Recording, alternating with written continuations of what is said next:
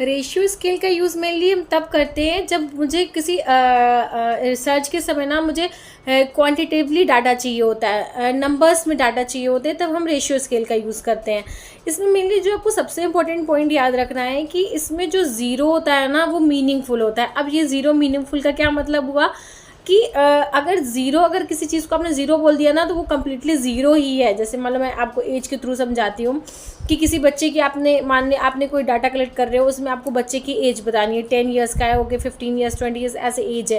लेकिन अगर जब एज की बात करेंगे तो अगर किसी बच्चे को आप ज़ीरो ईयर्स का एज बता रहे हो तो उसका मतलब यही है ना कि वो कम्प्लीटली उसका कोई एज नहीं है, मतलब वो छोटा बच्चा ही है, न्यू बॉर्न ही है। तो इसका यही मतलब होता है कि अगर किसी चीज़ की आपने ज़ीरो बताई है तो वो चीज़ ज़ीरो ही है, मतलब वो एग्जिस्ट नहीं करती चीज़।